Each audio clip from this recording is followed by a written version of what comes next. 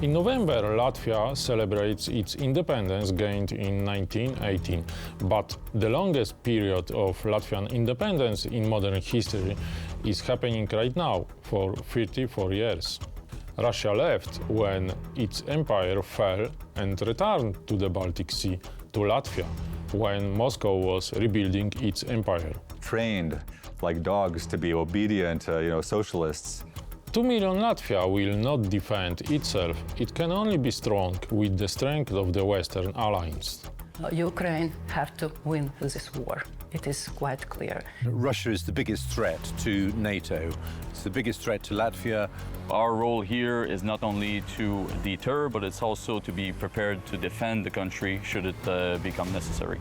Will this alliance be strong enough to defend a country like Latvia? The over 100-meter-high building of the Latvian Academy of Sciences is modeled on Stalin's Seven Sisters, similar socialist realist buildings in Moscow, but also palaces in the same style in Warsaw, Kiev, and Bucharest. The one in Riga was started to be built during Stalin's lifetime. It was supposed to be a symbol of Soviet domination of the Baltic Sea and dominate the old medieval and Hanseatic architecture of the capital of Latvia. It did not quite work out. Riga has retained its character. Today, however, Stalin's palace remains one of the symbols of the Soviet period.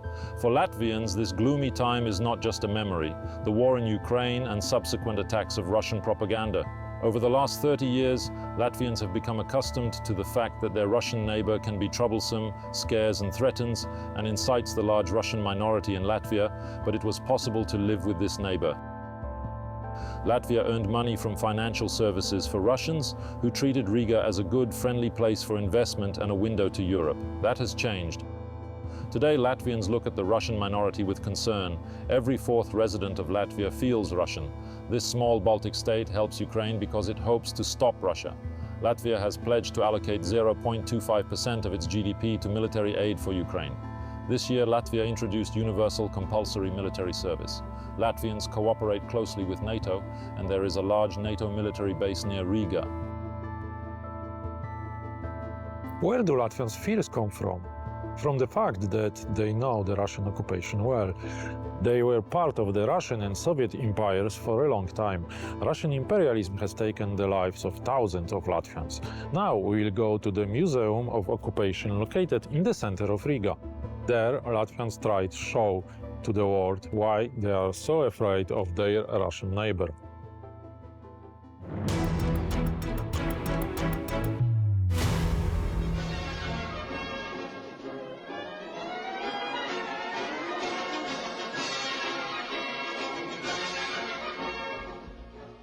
The building itself was built in 1970. It was for the 100th anniversary of Vladimir Lenin. It was in the Soviet period, and it was actually named for the Latvian Red Riflemen who fought on the Soviet side and were Lenin's personal bodyguard in the Russian Civil War. In 1991, Latvia became independent. The museum closed, and a group of Latvians, a private group, created a foundation for an occupation museum. The bloodshed in the Baltics is but the most shocking sign of a deepening political struggle. The evidence so far is that Mikhail Gorbachev has joined the army, the KGB, the hardliners to turn back the clock toward political repression. Money was donated from all over the world, from Latvians living all over in the diaspora. And very interestingly, from when it opened in 1993, they had an invitation to people to bring all the objects that they personally held that showed the effects of the occupation, the first Soviet occupation, deportation to Siberia, the Nazi German occupation, the second Soviet occupation and Sovietization of Latvia. And it was very interesting because it was very, very successful, and it actually gave us sort of an idea of sort of the Soviet, the sort of dark Soviet legacy that we still have today, because there were very many families in Latvia who didn't know anything about the museum, but they didn't trust the government museums because the personnel in the government museums were still the same people that the communists had approved of as being trustworthy communists for Leninist history, and they didn't want to give those people personal family things. Could you describe a little bit what is in the museum? Really the information, there's a good deal of information, but also the photographs and the actual real objects that show how the independent country was occupied, Sovietized, occupied again, locked into the Nazi German occupation system, occupied again, Sovietized again, and sort of the attempt to sort of create, Homo Sovieticus in Latvia, and then how that failed, because that was one of the remarkable things that was that this attempt that, well, there's been a full generation, and people thought that about Poland, and people thought that about East Germany as well. The East Germans have been now trained like dogs to be obedient, socialists, and surprised they weren't. Today it was possible to have a dialogue. Your government seems to be changing every day. Where do you think it's going? That's the government's problem, he says, not mine. Such an astonishing moment in history. February of this year, February 28th, I think, in the middle of the night, a person came to the office of the directors of the museum and then threw a Molotov cocktail into the office. Hybrid provocation. This is the reason why the Museum of Occupation has appointed a dedicated specialist. She is a member of the High Priority Committee for Investigation and Monitoring. Of course, we will be closely observing this situation to ensure that the staff at the Museum of Occupation feel secure. Today, the President of the Russian Federation has issued a call for a hybrid provocation, recognizing that safety measures are being implemented. I want to emphasize that provocations will not be tolerated in such a setting. I also trust that once all safety measures are in place, the system will respond effectively, ensuring a truly secure environment for those who may be exposed to such provocations.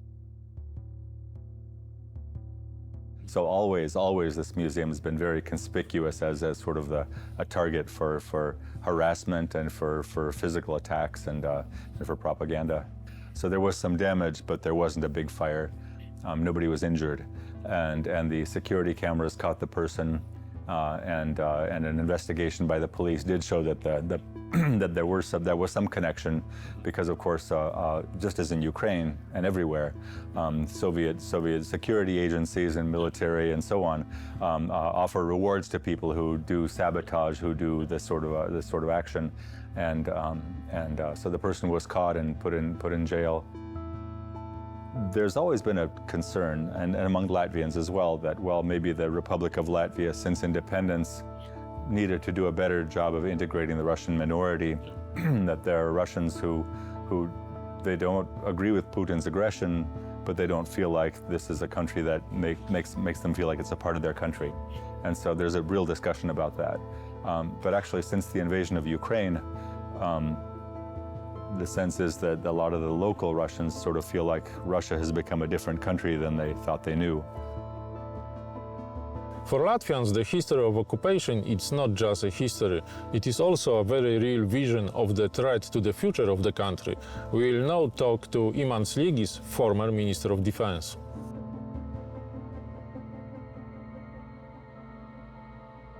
The situation has changed radically in the security sense that since then we have had Finland and Sweden joining NATO, and we have had an increase of the presence of NATO troops in Latvia and in the other frontline countries. So in Latvia, the Canadians are leading the NATO presence.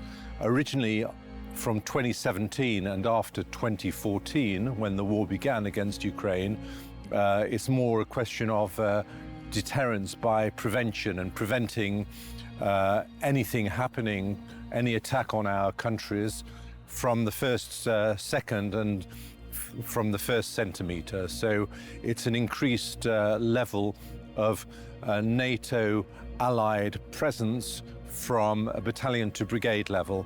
At the moment we have something like 5,000 allied troops present in Latvia. And so this has meant that for Latvia itself, we have had to provide accommodation and space for these troops to operate. So this is what they call host nation support, where we've had to build up our bases, and we're doing so again. We're opening in the next year or so the biggest training base in the Baltics, in a place called Celia. And we're already offering that space for the testing of drones. And we see that with the full-scale war against Ukraine, the whole question of the use of drones has become particularly important. We've heard how important are NATO support and the presence of multinational brigade in Latvia. And now we are going to see what NATO forces are doing in Baltic region.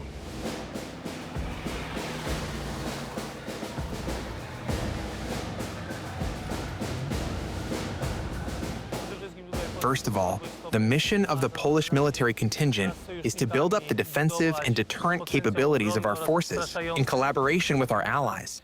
Our primary goal is to prevent the enemy from making any contact with us. What is the role of the Polish military contingent? Is it unique compared to other forces within the international brigade? Our main contribution to the Polish National Brigade and to our partners is the core of our unit, namely our tank company. In addition, we have personnel embedded in the command staff, both at the battalion combat group level and at the brigade level. They are responsible for preparing and planning exercises, as well as participating in the decision-making process. What is the terrain of Latvia like from a military perspective? How suitable is it for defense? We won't discuss its disadvantages so as not to aid our potential adversary.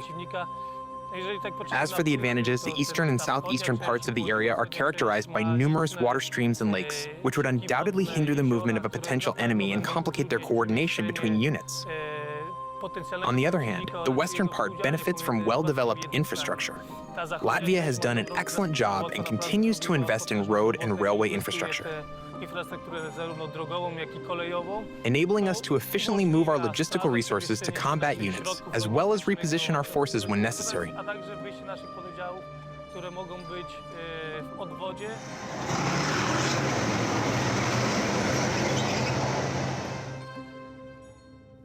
Canadian and Danish troops are training at the training ground in Adazi. The aim of the exercise is to defend command post. This is a very important element of training. In combat conditions, such CPs will manage the battlefield: tanks, combat vehicles, and infantry. Command posts coordinate communications and have eyes and ears. They see the battlefield area using satellites. Canadian officers say that Latvian forests are somewhat similar to those in Canada, although the terrain is flatter. For commanders, the key task is to coordinate a multinational brigade: Canadians, Danes, Poles, Spaniards, Italians, Slovaks, and many others. Cooperation of soldiers from different countries is not easy, but this is the essence of NATO.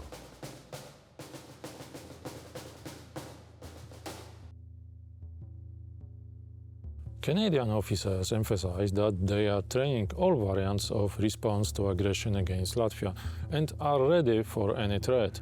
They add that they are guided by Ukrainian experience and know how to stop the aggressor if it attacked Latvia. The brigade's role is it's an advanced force composed of NATO countries whose purpose is to protect the eastern front of NATO. And it is positioned in Latvia, obviously. So our role here is not only to deter, but it's also to be prepared to defend the country should it become necessary. How do you find the Russian threat actually, I mean, after the start of the war in Ukraine? So the situation in Russia and Ukraine is something we are following very closely in order to respond to any threat to any NATO countries, and we are all prepared to defend every inch of NATO territory. How it is for Canadian people, for people from Canada, to move to Europe, to the eastern flank of Europe? So for all members of the Canadian Armed Forces, it is doing our part as a member of NATO for collective defense. Of course, every member of the Canadian Armed Forces has joined in order to conduct operation. Therefore, they are prepared to deploy overseas for extended duration of time. Of course, all countries of NATO face the same reality. And as a multinational brigade, we find ourselves a cohesive entity with the same rotational reality. And this built a very strong team to be able to meet the challenges we face.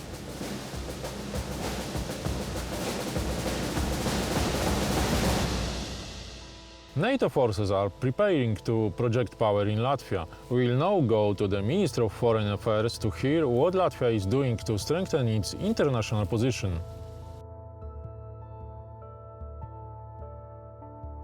Ukraine have to win this war. It is quite clear. It means that we have to be decisive, the European Union and other allies, in providing all type of support to Ukraine, particularly military support, without any delay. We have to oppose new sanctions, and what is also very important, we have to make sure that already existing sanctions are implemented, and we have to fight hard against circumvention of sanctions. We need to build society's resilience. In the long run, it means very high quality education. We are talking about new age information communication technologies. We are lagging behind. So it's not just enough that we invest in legal frameworks to regulate digital space. It is very important that we really educate people, and everyone is immune towards information manipulations, and everyone is aware of so-called FIMI, what is foreign information manipulation and interference. So the new age artificial intelligence will be able to manipulate with a huge amount of people's minds and behaviors.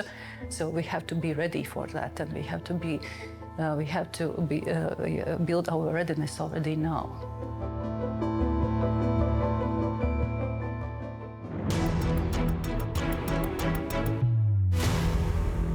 In Latvia, in Estonia, we've got a really huge Russian population inside these countries.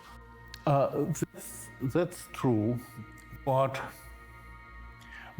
even this changed after February of 22. And I think Russians who live now in Latvia, Estonia, Lithuania as well, they feel differently about Russia today. And I'm not sure that they really would like now to be part of the Russian Federation. I think their behavior changed after the Russian invasion of Ukraine and after the change of atmosphere and attitude of European states toward Russians. And indeed, I would say that Russians who live now in Europe, as soon as they stop see themselves as representatives of Imperial Russia, they actually start to behave differently, and they're much nicer now than they were 2.5 years ago. Какая-то женщина. В смысле? Ты укроп. Какая-то женщина. Вы на меня орете. Ты укроп. Вы ко мне подошли из конфликтов. Какой конфликт? Какая слава Украине? Мы на территории Германии находимся. Так вот именно, поэтому вот давайте вперед. Или на русском, или на немецком. Не надо кричать слава Украине. Давайте, пожалуйста, мы закончим этот разговор. Нихуя! Он приехал из Украины. Что такое? Не надо такие слова нацистские говорить. Какие нацистские? Нацисты и фашисты – это вы. Это ваша страна, которая сейчас бомбит нашу страну. Why they change their mind? They are on very strong influence of Russian media. And we see them now. They actually behave differently because they stop to see themselves as representatives of Imperial Russia. Those who emigrated, for example, as a result of the war. Those who live in Poland as well. Those who are new immigrants. They are nice and they're normal Russians because they do not consider themselves to be part of Imperial Russia anymore. This is the issue. So if those Russians who live in Latvia, Estonia, Lithuania, the moment when they stop see themselves as representatives of Imperial Russia, they would become normal citizens. But this will take time, and probably again will happen if they see that Russia is defeated. Здравствуйте. Вы смотрите открытый урок Института воспитания «Защитники мира». И сегодня мы поговорим о том, что поможет нам разобраться во всем, что происходит. Мы поговорим о событиях на Украине. Украинский кризис начался не вчера. И вообще дело не в Украине. Распространяют кадры якобы войны в Украине, но на самом деле других военных конфликтов. Кто-то даже берет кадры из компьютерных игр, докладывает звук и выдает за правду. Именно так. И таких фейков, поверьте. When we are looking at Russian instruments to pressure on Latvia, to threat on Latvia, what is the main instruments again Latvia? Well, NATO has recognized that Russia is the biggest threat to NATO. It's the biggest threat to Latvia, and of course, we are defending ourselves by the land, sea, and air. But it's not only traditional threats that Russia uses. We see that they are actively engaged in a type of terrorist activities, with sabotage, paid some local people in Latvia to throw a Molotov cocktail into the window of the Museum of Occupation in Riga. We do have the use of migrants that are pushed across the Belarus-Latvian border into Latvian territory. And so this is also a type of hybrid attack against Latvia. And it's so they use different ways, not to mention the information war, which is, of course, extremely important, which we try to fight against every day. And cyber attacks. We have, a lot of daily cyber attacks, mostly from Russia, probably. And so these are the type of additional weapons, apart from the traditional or conventional threats that Russia poses, and which will, if they are not defeated in Ukraine, which they will use more and more against our countries. What is the question right now, Russian minority? This is possibly the instrument of Russian influence inside Latvia? Well, it's something that we have dealt with very successfully, I think, with integrating the non-Latvians into society, because we were part of this Soviet inheritance, was this large non-Latvian population who had been moved into Latvia from different republics during the period of occupation by the Soviet Union. They used it as a way of trying to get rid of the national identity in Latvia. So we were left with this heritage, including some post-Soviet military personnel and their families. But I would say that